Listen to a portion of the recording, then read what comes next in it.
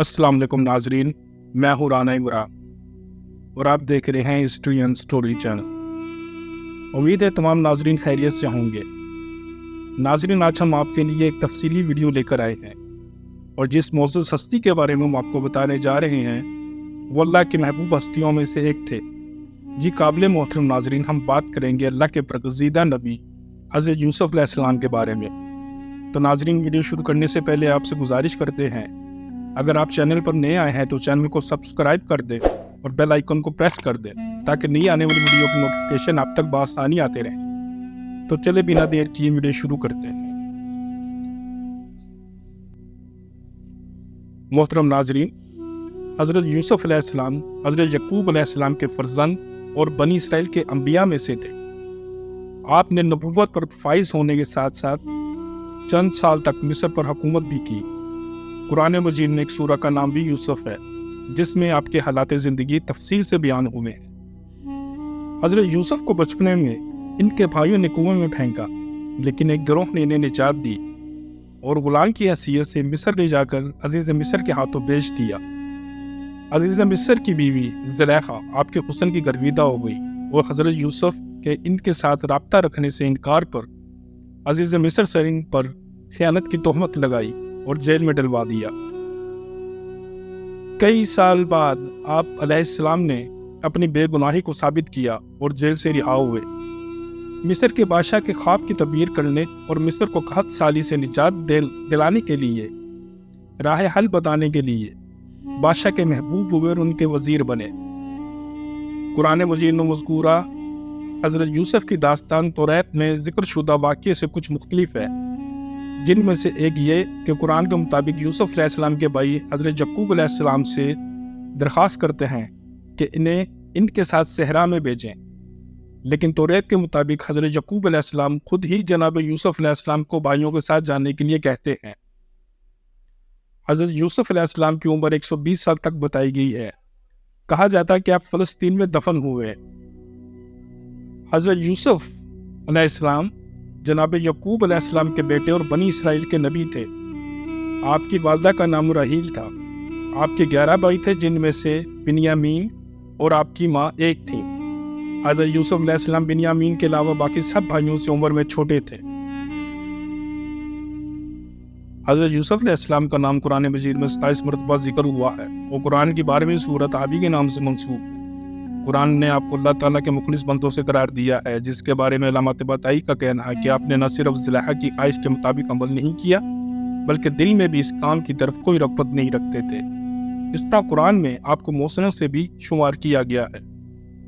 حضرت یوسف علیہ السلام کو شمار بزرگ انبیاء میں ہوتا ہے۔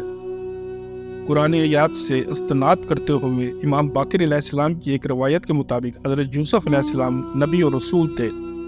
تفسیر نمونہ کے مطابق حضرت یوسف کا خواب کہ جس میں 11 ستارے، سورج اور چاند ان کو سجدہ کرنا حضرت یوسف علیہ السلام کے ثروت اور حکومت تک پہنچنے کے علاوہ مستقبل میں نبوت اور فائز ہونے کی طرف بھی اشارہ تھا۔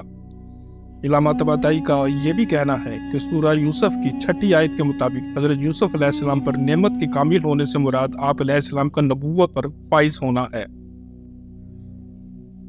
سورہ یوسف میں حضرت یوسف کے حالات زندگی تفصیل کے ساتھ بیان ہوئے ہیں۔ قرآن مجید میں ان کے قصے کو احسن القصص، سب سے اچھا قصے کے نام سے یاد کیا اور آپ کا بچپنا، کنویں میں پھینکنے، عزیز مصر کے ہاتھوں بیچنے، یوسف علیہ السلام و زلیخا کا واقعہ، جیل جانے، والد اور بھائیوں سے ملاقات اور مصر کی حکومت سب کو تفصیل سے بیان کیا ہے۔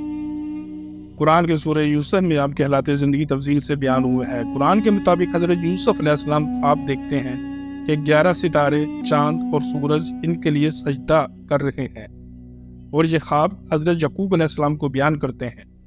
جناب یعقوب اس خواب کو بھائیوں سے بیان کرنے سے منع کرتے ہیں کیونکہ وہ لوگ خطرناک سازش کر سکتے ہیں۔ مفسرین نے 11 ستاروں سے مراد یوسف کے بھائی اور سورج اور چاند سے مراد ان کے والدین لیا ہے کہ یوسف علیہ السلام دینوی مقام و منزلت پر فائز ہونے کے بعد ان لوگوں نے آپ کی تعظیم کی۔ حضرت یعقوب کے بیٹوں کا کہنا تھا کہ یوسف علیہ السلام اور ان کے بھائی بنیامین والد کے ہاں زیادہ عزیز ہیں، اس لیے ایک دن انہوں نے جناب یعقوب علیہ السلام سے اجازت مانگی کہ وہ یوسف علیہ السلام کو ان کے ہمراہ صحرا بھیجیں۔ सहाय में उन्होंने यूसुफ अलैहिस्सलाम को कुएं में फेंक दिया और किसी काफिले ने यूसुफ अलैहिस्सलाम को कुएं से निकाला और गुलाम बनाकर मिस्र ले गए और अजीज मिस्र ने इन्हें खरीदा और यूं अजीज मिस्र के घर तक पहुंच गए। कसस कुरान की किताबों के मुताबिक यूसुफ अलैहिस्सलाम में खूबरू जवान थे, इसलिए अजीज मिस्र की बीवी ज़ुलेखा इनकी आशिक हो गई। लेकिन यूसुफ अलैहिस्सलाम ने अपने आप पर काबू करते हुए ज़ुलेखा की दरख्वास्त को रद्द कर दिया।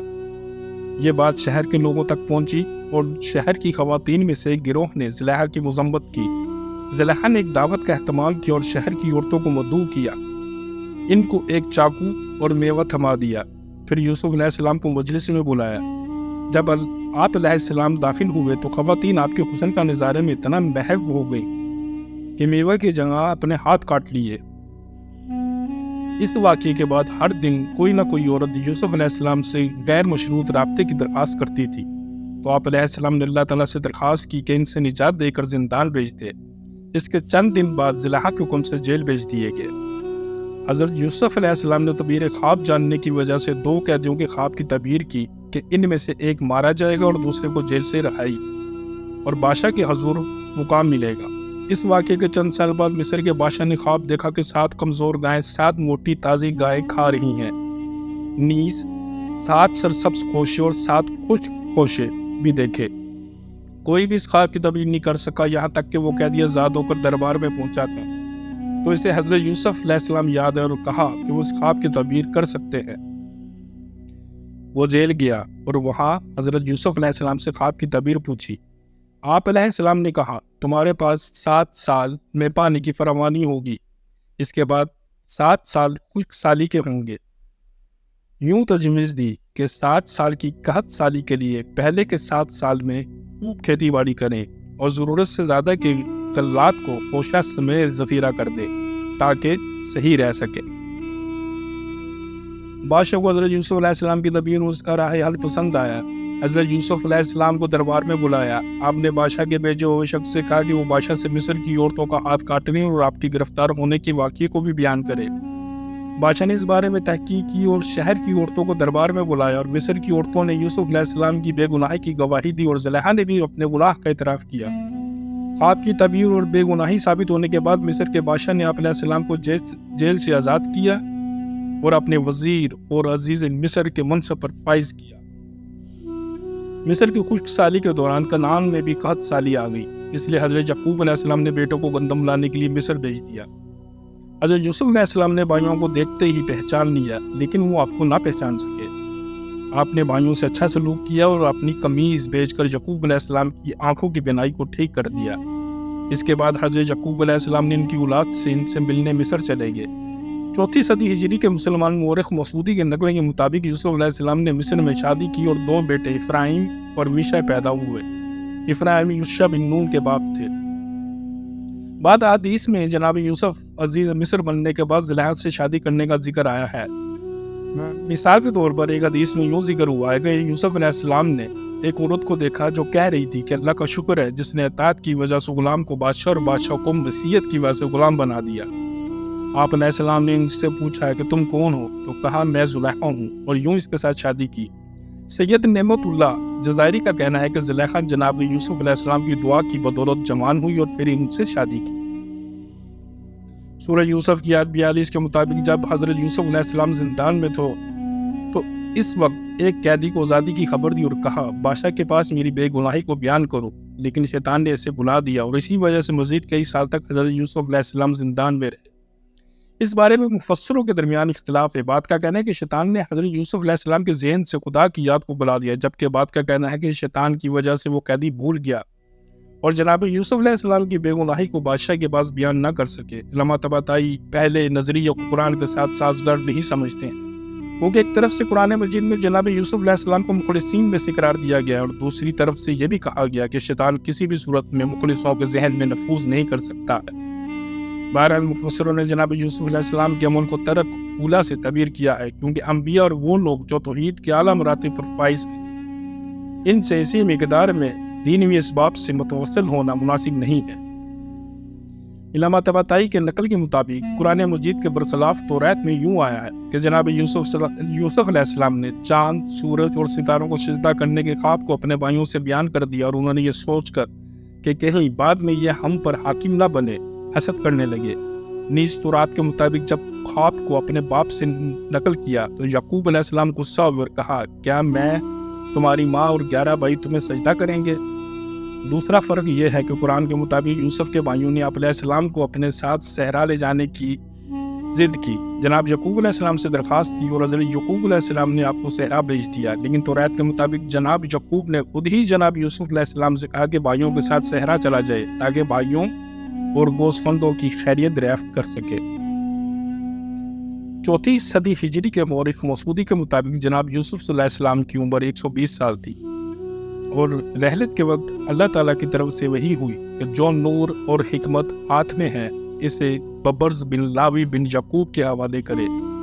اس وقت آپ علیہ السلام نے ببرز بن لاوی اور بنی اسرائیل کے 80 مردوں کو جمع کیا اور ان سے کہا کہ ان قریب ایک گروہ تم پر غالب آئے گا اور تمہیں سخت عذاب سے دوچار کرے گا، یہاں تک کہ لاوی کی اولاد میں سے موسیٰ نامی ایک انسان تمہاری مدد کرے گا۔ جناب یوسف علیہ السلام کی وفات کے بعد ہر گروہ آپ کو اپنے محلے میں دفن کرنا چاہتا تھا، اس لیے اختلاف سے بچنے کے لیے آپ کو مرمر کے ایک صندوق میں رکھ کر دریائے نیل میں دفن کیا۔